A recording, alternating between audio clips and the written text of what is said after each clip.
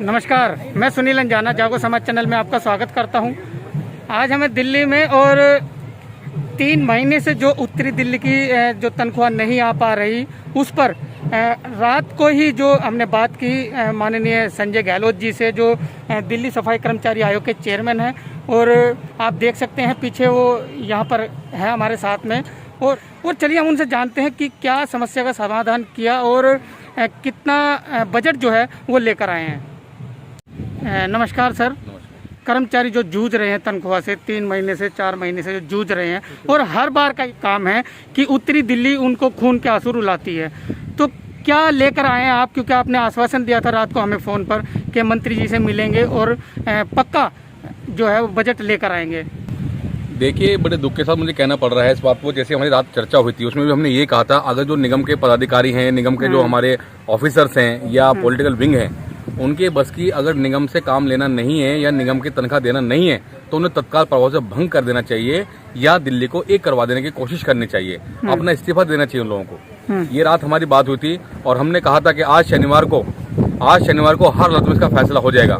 तो लिहाजा आज दिल्ली सरकार की ओर से हमारे जो उप मुख्यमंत्री हैं मनीष सिसोदिया, उन्होंने घोषणा की है 1051 करोड़ रुपए केवल और केवल जो सफाई कर्मचारी हैं और एमसीडी में काम करने वाले दूसरे हमारे कर्मचारी हैं, उन सबकी सैलरी के लिए जारी किया गया है। इसमें जो हमारा पूर्वी दिल्ली है उसमें 366 करोड़ रुपए दे गए हैं, 432 करोड़ रुपए दे गए हैं उत्तरी दिल्ली को, क्योंकि यहाँ 3 महीने की सैलरी रुकी हुई थी, और जो बाकी है 251 करोड़ रुपया वो साउथ दिल्ली को दिया गया है। इसमें कोशिश की जा रही है कि सैलरी जो बिल्कुल अपडेट होनी चाहिए, चाहे वो 2 महीने की सैलरी है चाहे हमारे 3 महीने की सैलरी है, सबकी अपडेट होनी चाहिए। क्योंकि वैश्विक महामारी जो ये कोरोना काल चल रहा है ना, इसमें बहुत ज्यादा पीड़ित है हमारे कर्मचारी। और देखिए, अपनी जान पर खेलकर अपने परिवार की परवाह ना भी करते हुए जनता को स्वस्थ रख रहे हैं, और सबसे पहले फ्रंट लाइनर हमारे कर्मचारी हैं। तो लिहाजा सबसे पहले इनका भला होना चाहिए। लेकिन अब सैलरी ही नहीं मिलेगी, आप यकीन करें कि उनके पास किराए के पैसे भी नहीं है, अपने पड़ोसी से उधार ले लेके आज उनके दूध वाले दूध देना बंद कर दिया, राशन वाला नहीं दे पा रहा लोगों को,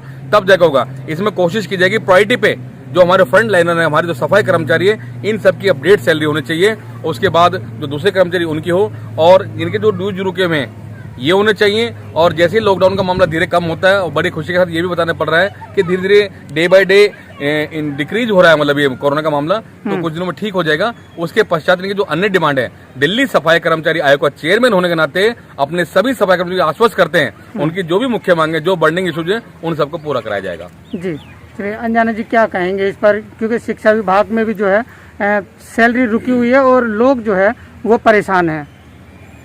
यूँ तो परेशान तो करीब जो है 14 साल हो गए।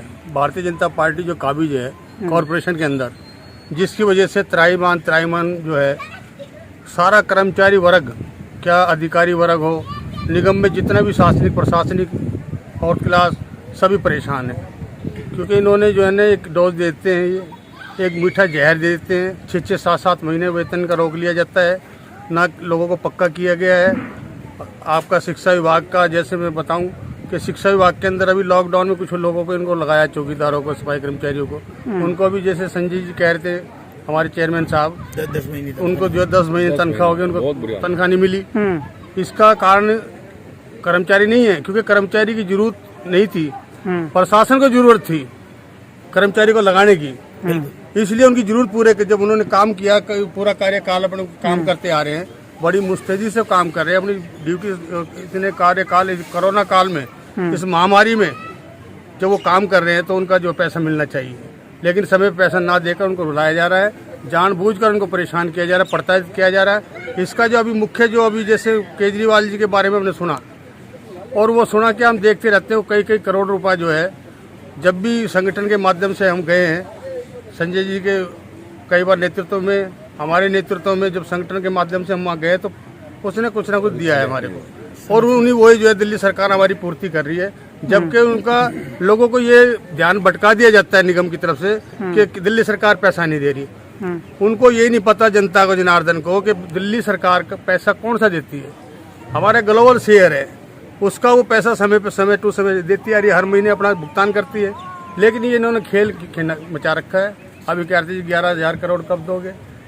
कभी कहते हैं कितना 1000 करोड़ कब दो। चलो गहलोत साहब, ये कब तक जो है सैलरी अकाउंट में आ देखिए, जाएगी? आज घोषणा की गई है और इसमें जल्दी मुझे पूरी उम्मीद है कि सोमवार को एक बार फिर हमारी मीटिंग होने वाली है। हाई स्तर की मतलब मीटिंग है, ये हाई लेवल की मीटिंग होने वाली है। उसमें तुरंत ही दोपहर को इसमें जो हमारे डीसी हैं, डिप्टी चीफ अकाउंटेंट्स होते हैं, उनके खाते में आ जाएगा पैसा और तुरंत, क्योंकि बिल बिल्कुल सबके तैयार हैं, तुरंत हमारे कर्मचारियों के खाते में जाने शुरू हो जाएगी। उनको फौरी तौर पर राहत मिल जाएगी सही तरीके से। अच्छा चेयरमैन साहब, जैसे कोरोना महामारी चल रही है और कर्मचारी जो काम करते हैं वो कई बार कंप्लेंट करते हैं कि ना तो उनको ग्लव्स दिए जाते हैं, ना मास्क दिए जाते हैं, ना सैनिटाइजर दिया जाता है, और जबकि दफ्तर में अगर जाओगे आप तो आपको पूरा सामान मिलेगा लेकिन कर्मचारी तक नहीं पहुंचता। इसकी क्या वजह रह सकती है? देखिए, इसमें सबसे बड़ी दुख की बात तो ये भी है कि उन्हीं सफाई कर्मचारियों को शमशान घाट पर ड्यूटी के लिए और इधर कोविड के जो केयर सेंटर बने हुए हैं वहां भेजा जा रहा हूं लोगों को। मैंने कई बार कमिश्नर को पर्सनली भी कहा है, फोन करके भी कहा है, फिर लेटर इशू करने पड़े।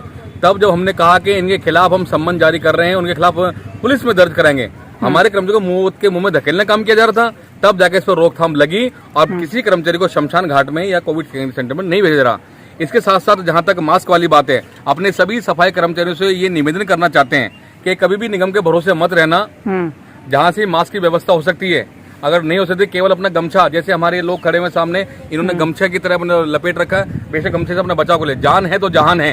अगर कॉर्पोरेशन के भरोसे रहेंगे तो बहुत ज्यादा देर हो चुकी होगी। अपना 5-10 रुपए का एक मास्क ले लीजिए बेशक, और हो सके सैनिटाइजर ले लीजिए, या नहीं है तो कम से कम जो साबुन होता है अपने पास रखे, कहीं ना कहीं धोते रहे उससे, ताकि कोरोना से बचाव हो सके। कॉर्पोरेशन के भरोसे उन्होंने सोच रखा है, ये बहुत बड़ी साजिश है। ये कर्मचारियों को बिल्कुल जैसे 50 साल पहले हमारे इतिहास होता था वो वहीं लाना चाहते हैं। बहुत बड़ी साजिश कर्मचारियों के खिलाफ। देखिए, कोरोना काल में इतनी सफाई तो होती नहीं है, लेकिन फिर भी कर्मचारियों को कह जी आपको आना ही पड़ेगा। लोग हमारे दूसरे बॉर्डर से, इधर हरियाणा बॉर्डर से पार करके आ रहे हैं, इधर लोनी बॉर्डर पार करके आते हैं, अपनी जान पर खेलकर ड्यूटी कर रहे हैं, तो उनका चालान भी काटा जा रहा है। कहीं ना कहीं इनको बहुत बड़ी साजिश है और मुझे ऐसी उम्मीद है कि जैसे सोभी कहा है, आने वाले दिनों में हमारे सफाई कर्मचारी ऐसी सरकारों पर अंकुश लगाएंगे, नेस्तना बूथ करके दिखाएंगे उन लोगों को, और ताकि हम सबको न्याय मिल सके। ऐसी बात है, जागो समाज जैसे कि नाम से ही जाहिर है, हम सबको जागरूक होना चाहिए, अपने अधिकारों के प्रति जागरूक होना चाहिए, एक दूसरे को जागरूक करना चाहिए। तो देखिए, जब तक हम जागे रहेंगे, हमारी आंखें खुली रहेंगी अपने अधिकारों के प्रति, तो हम सब मिलकर एकजुट होकर एक झंडे के नीचे और एकजुटता के आधार पे, भाईचारे के आधार पे, जैसा हमारा संविधान भी है, जो फ्रेटर्निटी का और समानता का अधिकार है, उसके अनुरूप हम काम करके अच्छा कहेंगे। जागो समाज चैनल का बहुत बहुत धन्यवाद, जो हमारी खबरें घर घर तक पहुंचाई जाती हैं। धन्यवाद।